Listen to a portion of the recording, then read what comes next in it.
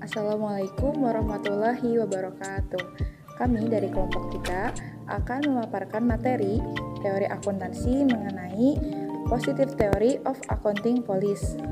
Anggota kelompok Indri Nur Aini, Kori Fauziah Nur Azizah, dan Salsabila Nur Khalisa. Terdapat pokok pembahasan.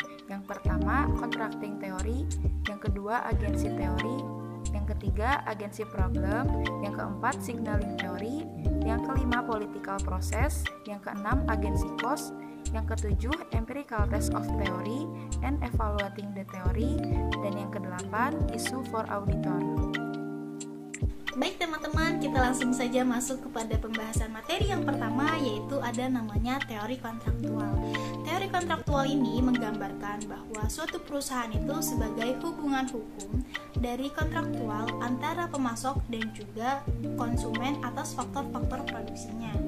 Nah, dalam konteks ini, perusahaan itu dianggap dapat mengurangi biaya kontrak daripada jika seluruh pemasok faktor produksi ini berhubungan secara langsung dan secara individual terhadap konsumennya.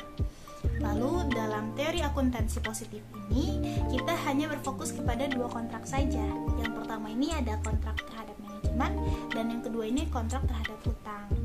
Adapun beberapa contoh dari kontrak seperti kontrak pekerjaan, lalu juga ada kontrak penyediaan barang, lalu ada juga kontrak penjualan barang dan juga pengiriman barang.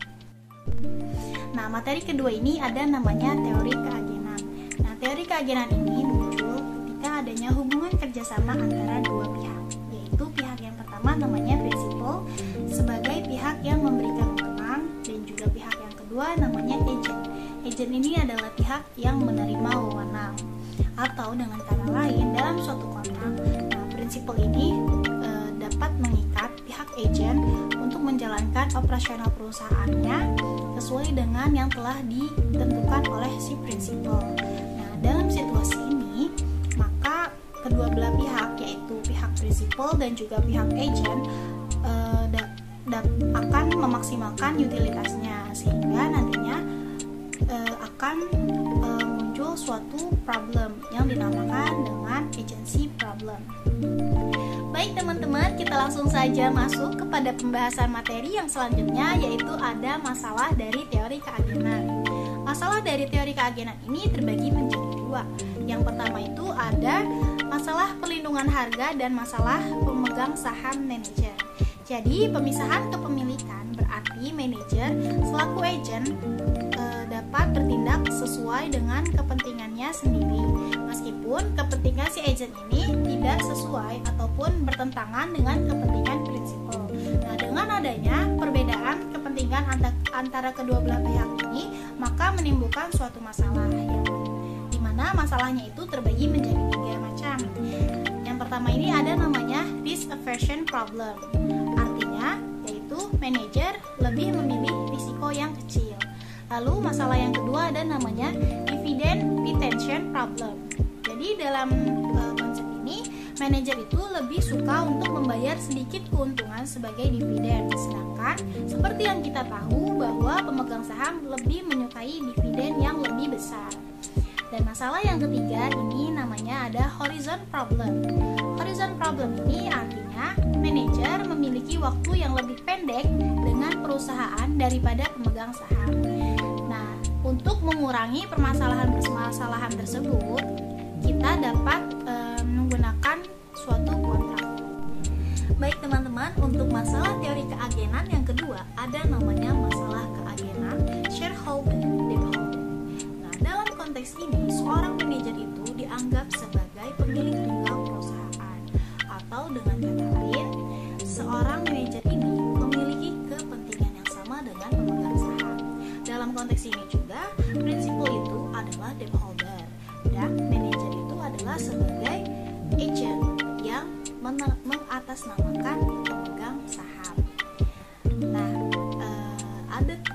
ada satu tokoh yang bernama Smith and Warner yang berpendapat bahwa masalah keagenan debt holder mengembangkan 4 metode transfer kekayaan debt holders kepada shareholder.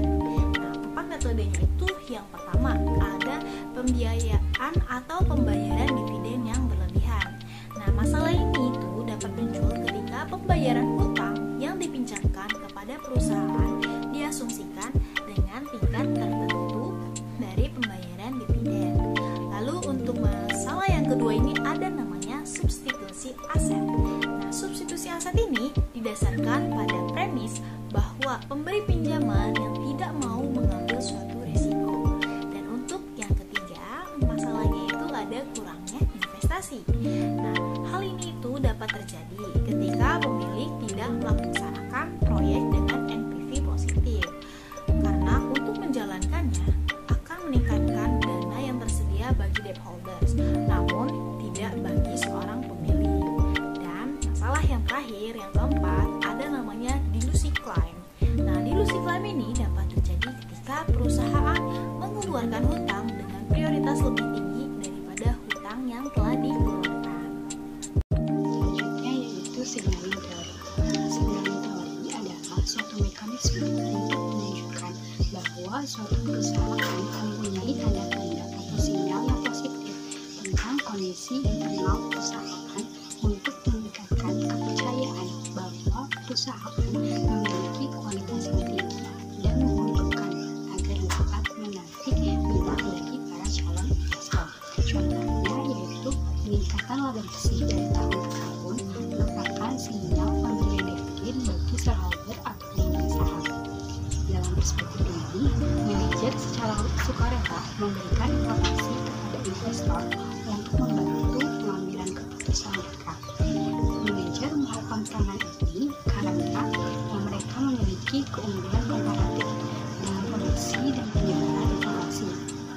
Hal ini mirip dengan perspektif contracting, bahwa manajer memberikan informasi untuk pengambilan keputusan karena mereka memiliki keunggulan komparatif dan mengurangi biaya monitoring dan biaya pembayaran ekspos.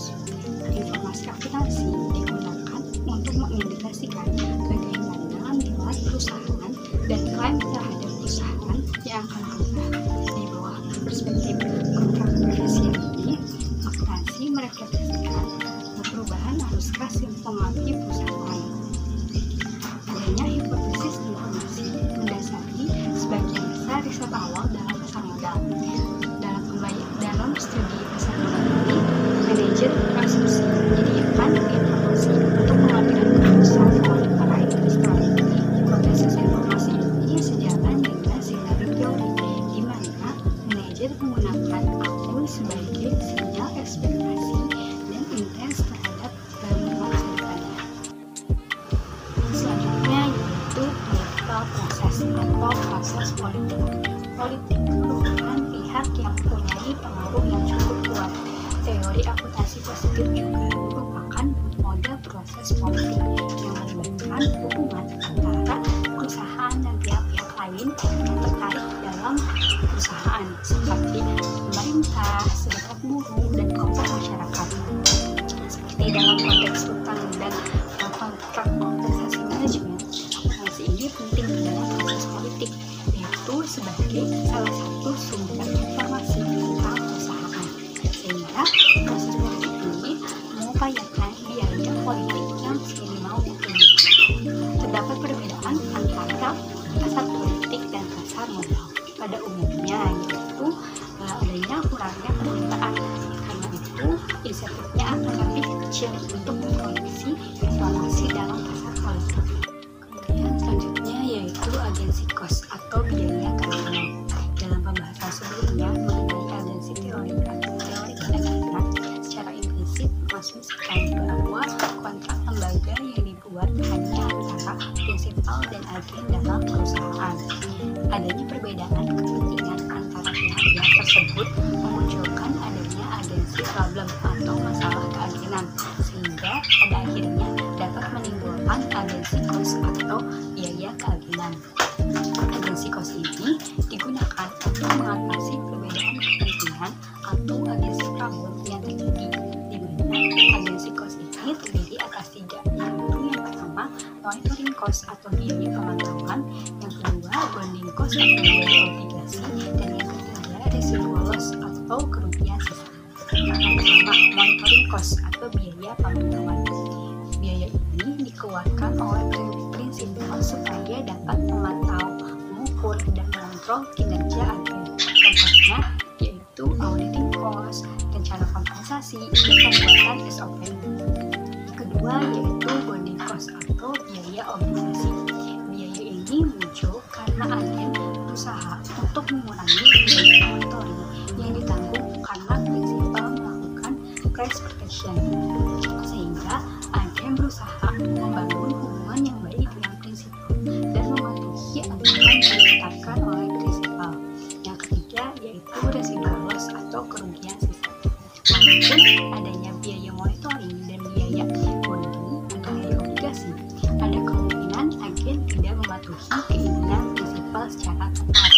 Dengan demikian, adanya net value dari output agen akan kurang sebanyak jika agen berlaku sesuai dengan keinginan dari prinsipal. Tanda kerugian atas net value ini disebut sebagai residual loss. Untuk meminimalkan biaya keagenan, diperlukan tata kelola yang efisien dengan cara yaitu pasar modal yang berfungsi dengan baik dengan pemegang saham dan demokrasi perusahaan. Hal ini mengasumsikan dominasi atau kontrol oleh prinsipal yaitu pemegang saham dan atau shareholder dan stakeholder dengan kehilangan sedikit kerugian residual. Pendekatan lain juga dilakukan dengan model pengendalian agen di mana membatasi kuasa dari pemegang saham atau shareholder dan pemegang utang atau stakeholder. Hal ini muncul karena manajer mempunyai kepemilikan dan kewajiban yang terbatas, serta hal ini dapat membuat terjadinya bias dalam menentukan estimasi nilai. Yang ketujuh, empirical test of theory and evaluating the theory. Empirical test of theory atau tes empiris tambahan dari teori. Telah disebutkan sebelumnya bahwa keuntungan dari model yang dikembangkan menggunakan teori positif adalah bahwa model dapat diuji secara empiris sehingga dapat menguatkan atau menolak pemahaman yang dikembangkan dari teori. Yang pertama adalah menguji biaya oportunistik dan biaya politik.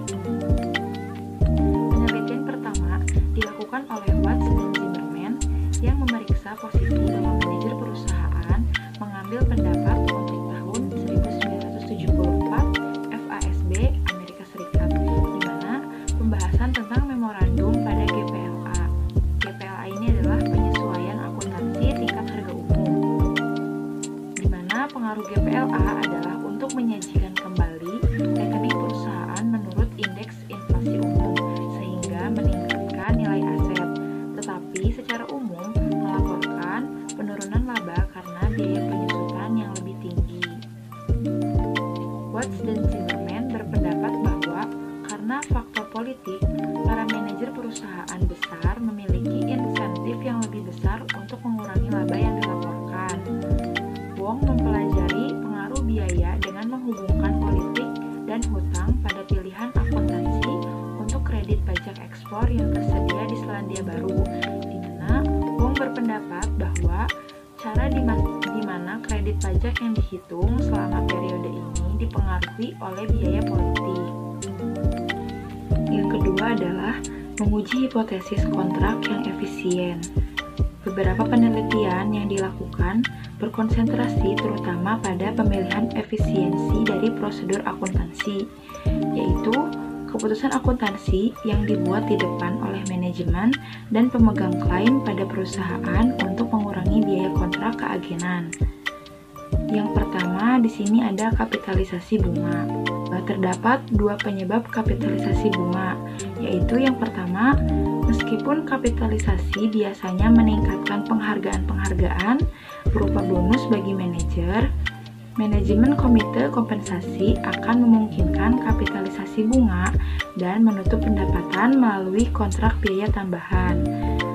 Yang kedua adalah sebuah aplikasi konsisten memanfaatkan bunga khusus proyek yang dibiayai akan menghemat waktu dalam negosiasi dengan auditor dan penyelidik biaya pelanggan. Yang kedua ada perubahan CEO. Dikow dan Swan menguji apakah masalah sehubungan dengan kontrak manajemen akan memotivasi CEO dalam beberapa tahun terakhir untuk meningkatkan laporan kinerja laba jangka pendek, dan dengan demikian bonus mereka berasal dari potongan kembali biaya penelitian dan pengembangan, di mana hasilnya ini menunjukkan bahwa CEO tidak menghabiskan kurang pada penelitian dan pengembangan di tahun-tahun terakhir mereka di kantor. Selanjutnya ada penelitian lain. Skinner membuktikan bahwa atribut ekonomi perusahaan mempengaruhi sifat utang perusahaan dan kontrak manajemen kompensasi, dan bahwa variabel kontraktor oportunistik tradisional dikaitkan dengan pilihan kebijakan akuntansi. Dia menemukan bukti terbatas hubungan langsung antara atribut ekonomi yang mendasari dan keputusan akuntansi. Evaluating the theory atau mengevaluasi teori. Ada beberapa kritik dari teori akuntansi yang terbagi menjadi dua kritik utama, yaitu yang pertama kritik metodologis dan statistik, yang kedua adalah kritik filosofis. Yang pertama, kritik metodologis dan statistik.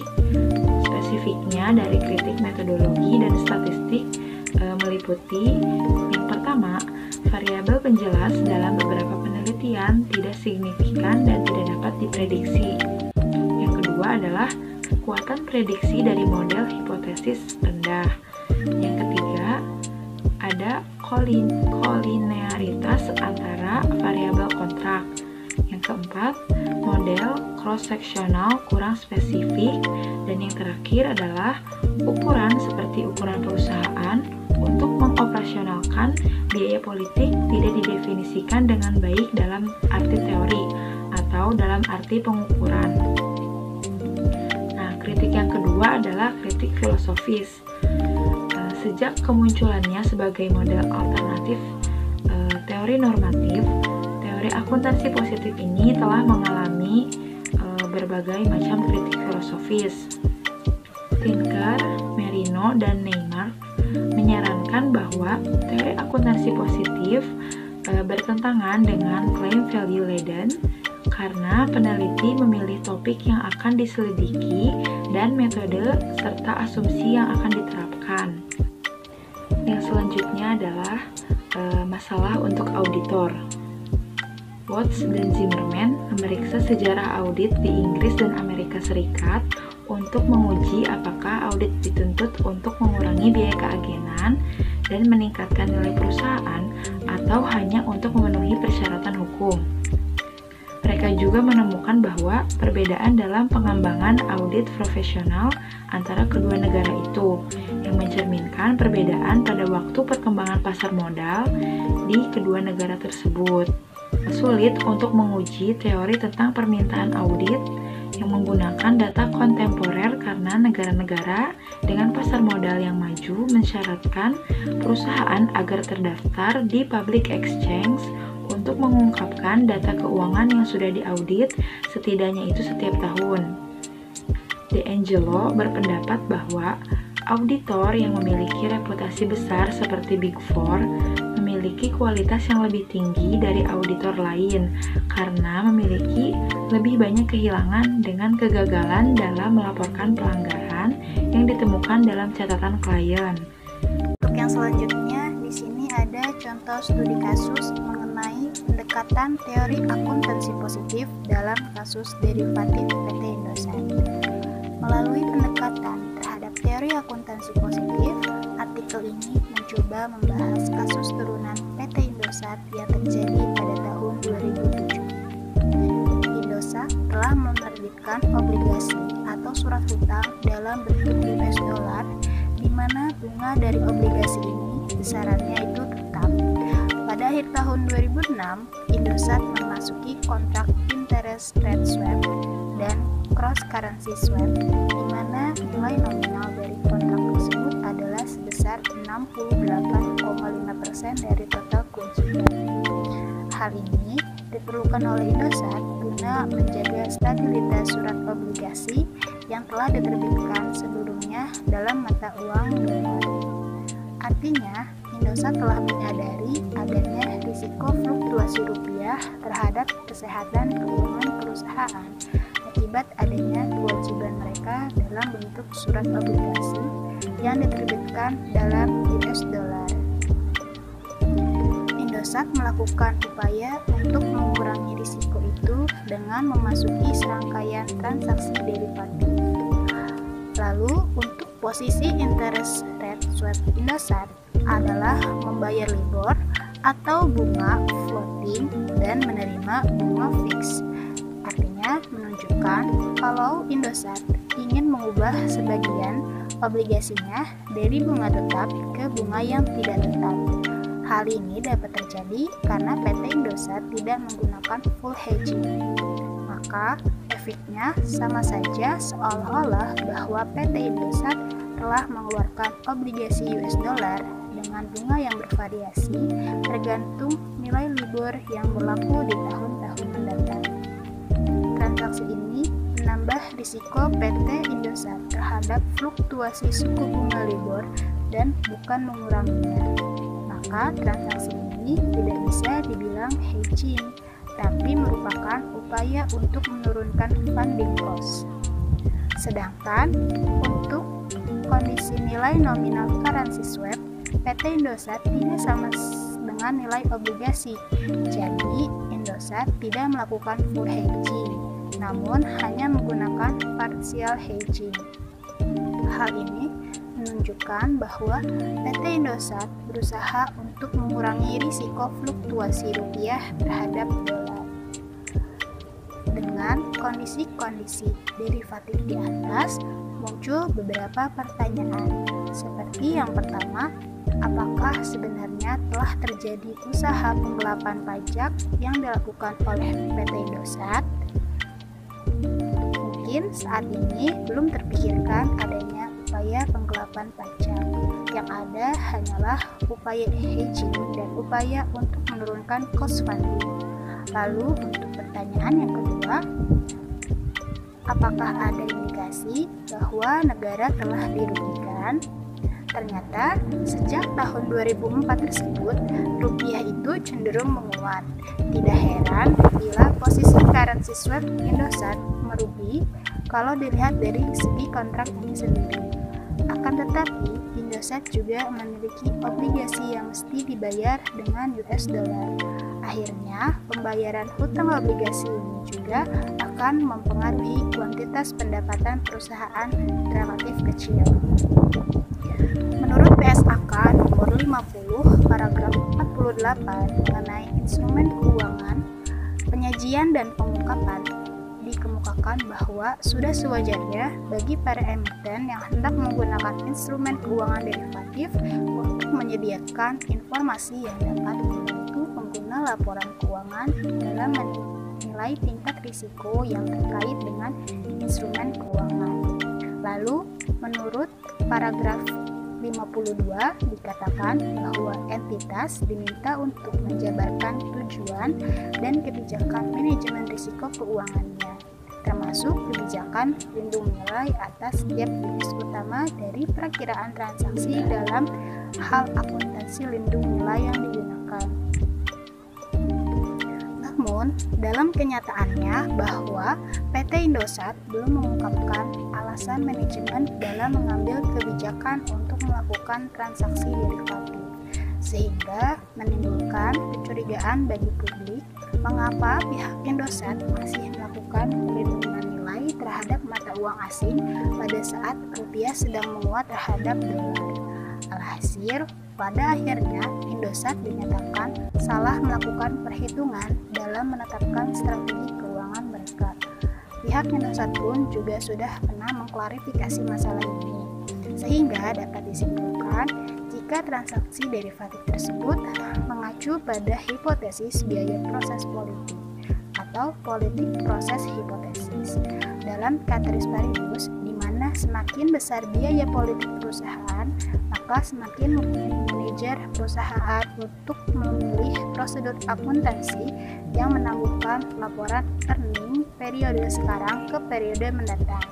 Dan terlihat bahwa selama kurun waktu tahun 2007, PT Indosat mencoba mengalihkan kewajiban pajak yang ditanggungnya dalam bentuk pengakuan kerugian atas transaksi derivatif. Seandainya saja, pada awalnya sebelum perusahaan hendak melakukan kebijakan hedging atau lindung nilai, Indosat telah menyusun pelaporan manajemen risiko dalam bentuk pemaparan kepada para pemegang saham yang menunjukkan bahwa memang sudah sewajarnya perusahaan melindungi kewajiban mereka dari fluktuasi nilai mata uang asing.